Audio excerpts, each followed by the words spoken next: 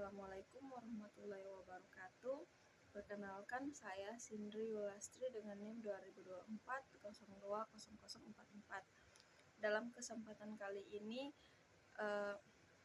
saya akan menjelaskan tentang switch dan cache.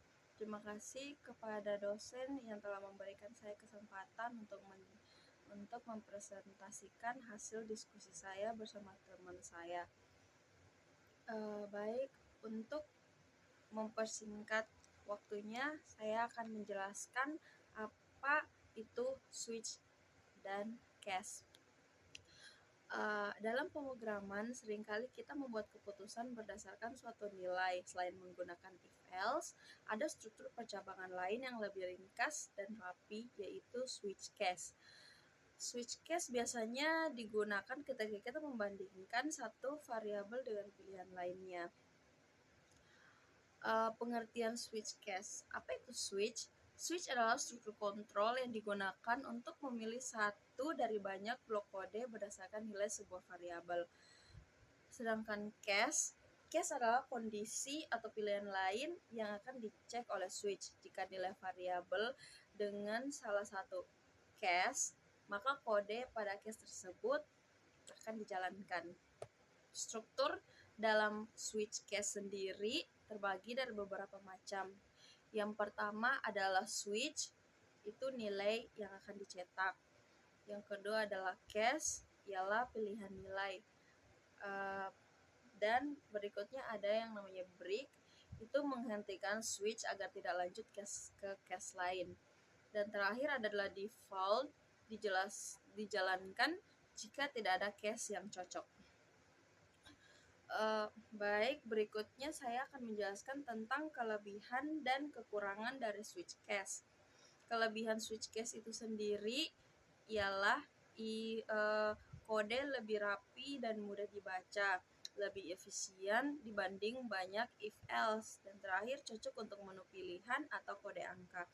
Sedangkan kekurangan switch cache sendiri ialah yang pertama, hanya bisa digunakan untuk nilai tertentu seperti integer atau karakter.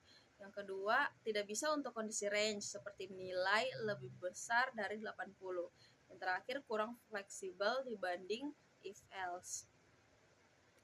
Baik, untuk programnya sendiri akan dijelaskan oleh teman kelompok saya, ialah Yaron, dan waktu dan tempat saya persilahkan. Terima kasih.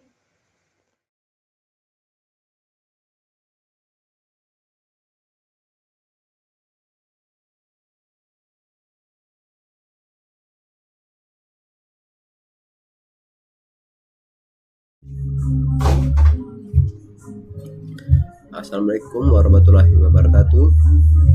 Di sini saya akan menjelaskan program yang telah kami buat tentang switch cache. Sebelum kami masuk di program ini, kami telah menjelaskan dasar-dasar switch cache. Jadi ini program yang telah kami sudah buat. Di pertama-tama saya akan menulis as include isostream. Barisan ini digunakan untuk memanggil library input dan output. Library ini untuk memungkinkan program menampilkan teks menggunakan cout dan menerima input dari pengguna menggunakan cin. Habis itu di sini using namespace std. Di sini digunakan agar saya tidak perlu menulis std setiap kali menggunakan cout dan cin. Dengan ini kode program menjadi lebih sederhana dan mudah dibaca. Habis itu int main. Selanjutnya saya akan membuat fungsi utama, yaitu int main. Fungsi int main adalah tempat utama program dijalankan. Semua perintah yang ada di dalam fungsi ini akan dieksekusi oleh komputer.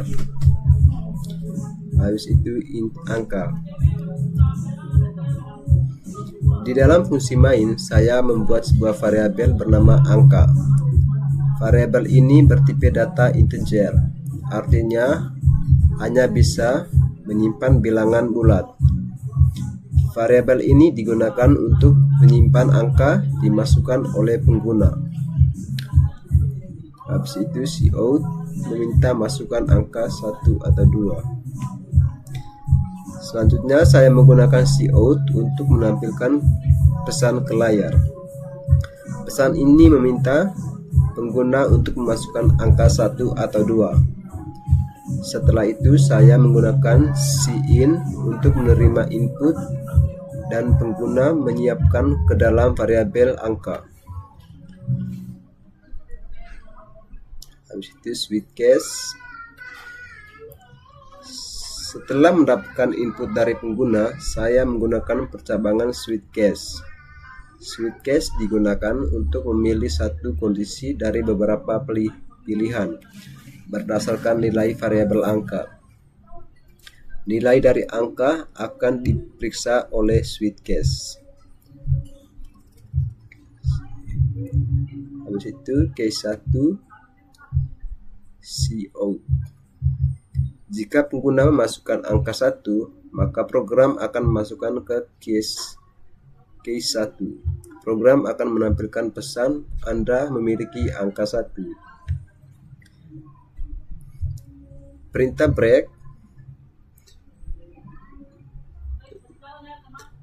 break digunakan agar program berhenti pada cin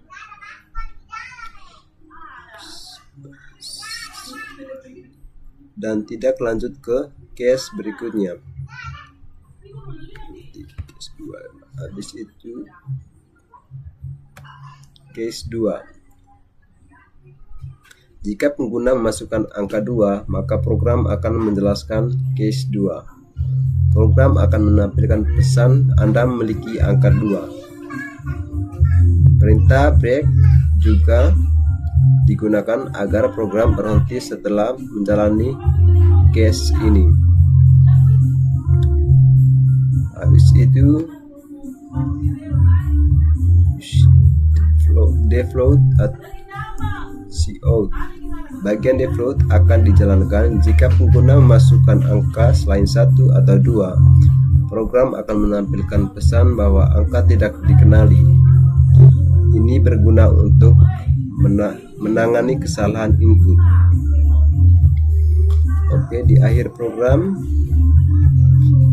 saya menuliskan return 0. Perintah ini menandakan bahwa program telah selesai dijalankan tanpa error. Setelah itu saya akan menutup fungsi main dengan tanda kurung kurawal. Habis itu program dijalankan.